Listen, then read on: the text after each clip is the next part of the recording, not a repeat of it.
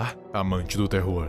Tudo começa com o início da criação, na época em que a grande árvore do conhecimento foi plantada. E dela todas as outras coisas foram criadas, inclusive a escuridão. Muitos deuses anciões nasceram da escuridão. Inclusive, acredito que entre eles estava Makhain e Yaldabaoth, mas é só uma teoria.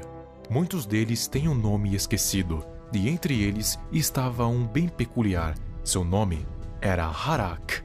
Harak não foi grande em sua formação, muito pelo contrário, era pequeno, assim como todo deus em sua formação, mas algo o tornava diferente de seus irmãos e irmãs. Ele se conhecia e conhecia o espaço em que estava, só que muitos dizem que muito conhecimento gera dor. E foi exatamente isso que aconteceu com ele. Por ele conhecer o que era e onde estava, ele concluiu que a própria existência era uma calamidade. Seria bem melhor se ele não existisse. Ou melhor, seria bem melhor se nada existisse. A existência para Harak era dor.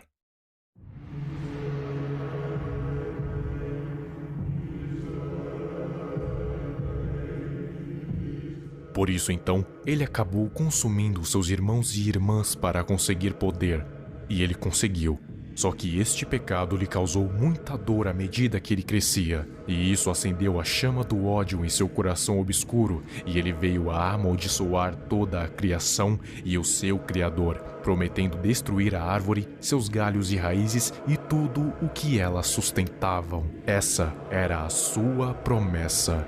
Muitos deuses que nasceram da escuridão morreram, outros saíram dela para trabalhar junto da criação, provavelmente Makhain e Yaldabaoth. E os que não saíram de lá envelheceram e se tornaram poderosos, mas tiveram que se submeter à subjugação de Harak. Depois que já não havia mais deuses para ele subjugar, ele se declarou o Rei das Trevas e mudou seu nome para Hnif-Higor. E assim criou o seu próprio reino, um reino feito exclusivamente para atormentar a criação e todos que faziam parte dela. Ele queria replicar a sua dor e as almas dos mortos eram desviadas para lá para serem torturadas das piores formas possíveis, sendo impedidos de ter o seu descanso tão merecido. E agora, ele é um ser que quase beira o poder absoluto, mas é um poder totalmente desconhecido. Portanto, não há como saber o quão poderoso ele pode ser, mas é um poder que pode subjugar mundos inteiros e deuses inferiores. Porém, ele ainda precisa de um exército para isso, ou seja, ele não tem poder suficiente para fazer tudo isso sozinho. Depois que as fronteiras do seu reino foram estabelecidas, o rei então declarou guerra contra toda a criação, e essa é uma guerra que dura até os dias de hoje.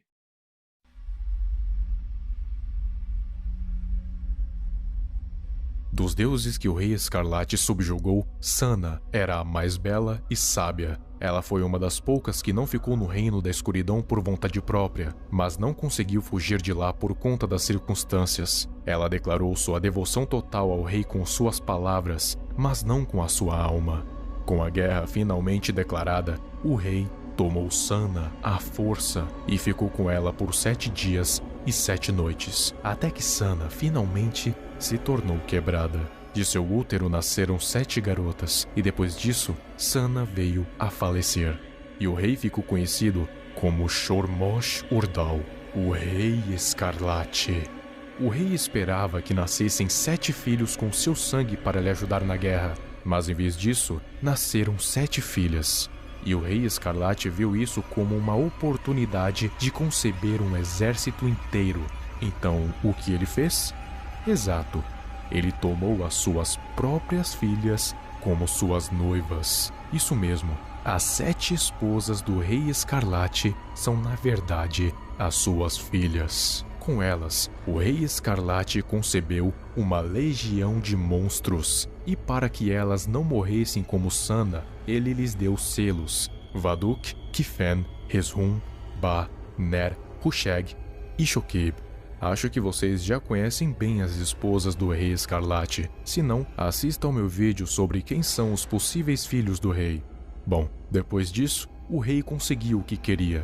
Ele e seus servos destruíram uma boa parte da criação, mas eles não conseguiram acabar com toda a existência em si. Ainda falta muita coisa, chegando na linha do tempo atual.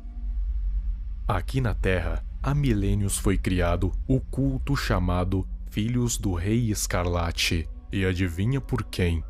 Claro, pelos malditos Devitas. E mesmo depois que eles foram massacrados, o culto ainda vive nos dias de hoje. Eles sequestraram 7 garotas e, através de um ritual taumatúrgico, eles meio que encarnaram as esposas nos corpos dessas garotas e as engravidaram com 7 filhos do Rei Escarlate. E o objetivo era que elas dessem à luz a monstros que destruiriam os seres dessa terra. Só que a Fundação interveio e as conteve como SCP-231. As noivas tiveram a numeração de SCP-231 dígito 1 até 231 dígito 7. E para evitar que elas dessem à luz para suas crianças, Robert Montauk deu a ideia do ritual Undead Montauk. Era um procedimento um tanto horrível. Um procedimento que causava repulsa e fez até um médico capacitado se suicidar depois de presenciar. E quem tem que fazer esse procedimento são classes D que têm um histórico criminoso que inclui violência sexual. Esse procedimento tem que ser feito com muita cautela e precisão. E por causa disso, 6 das 7 esposas morreram e conceberam SCPs, sobrando apenas a 7ª, a única que não foi subjugada pelo rei.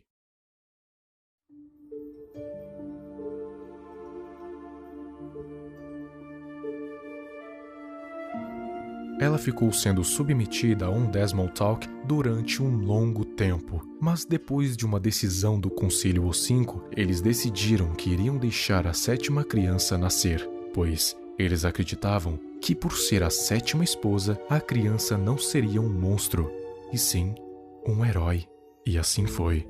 A 7ª esposa deu à luz a um SCP bastante recorrente aqui no canal, e o seu número de entrada é 999, uma massa gelatinosa que tem o poder de fazer todos ficarem felizes. Não importa o tamanho da tristeza, não importa o quão derrotado, SCP-999 tem esse poder, sendo capaz até mesmo de curar momentaneamente o SCP-682. Fique sabendo que ele é esperado de ser o trunfo da Fundação contra o Rei Escarlate, isso quando ele atingir a maioridade, mas ele não vai derrotar o rei pela força, porque seus irmãos tentaram isso também, e adivinha só, todos eles morreram. SCP-999 vai curar a alma do rei, retirar o seu ódio, deixar o ser mais maligno do universo feliz.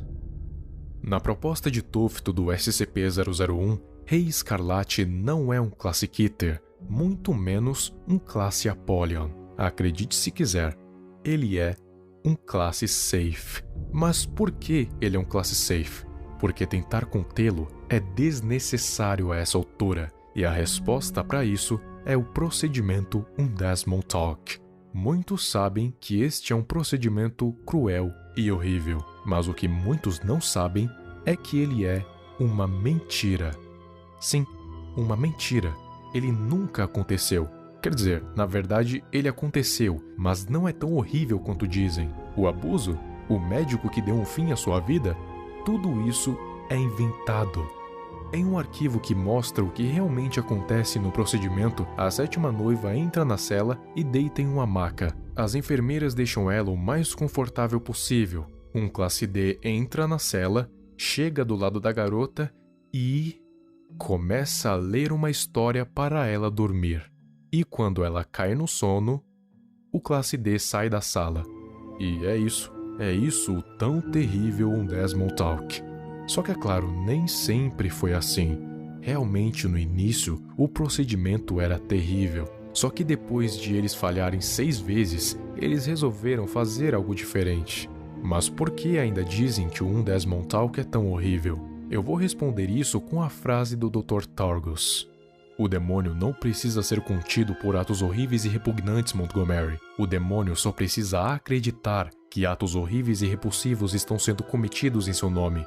A documentação que criamos, os terríveis rumores sobre o procedimento Desmond Talk, os relatos de suicídio dos médicos que trabalhavam nesse projeto, tudo isso é tudo uma farsa.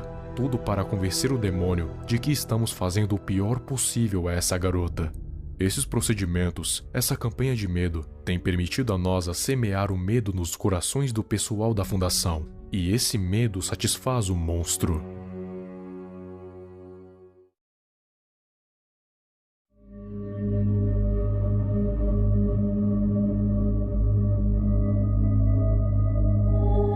Simplificando, eles não precisam fazer atos horríveis para conter o Rei Escarlate. Eles precisam fazer ele acreditar que está acontecendo atos horríveis em seu nome. E precisam fazer os funcionários da fundação acreditarem que estão acontecendo atos horríveis, porque isso alimenta o medo, e o medo mantém o Rei Escarlate contido.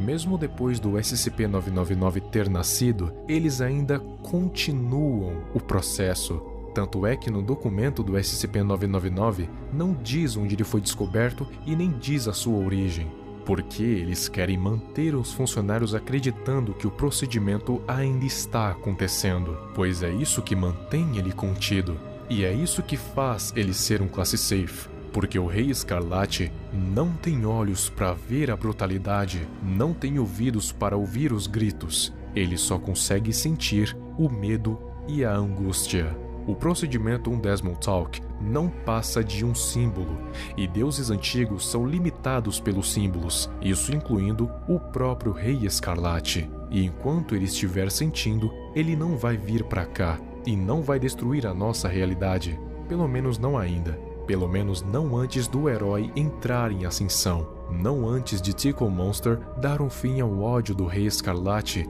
e acabar com a guerra de uma vez por todas. E finalmente, os vivos e os mortos vão poder descansar em paz.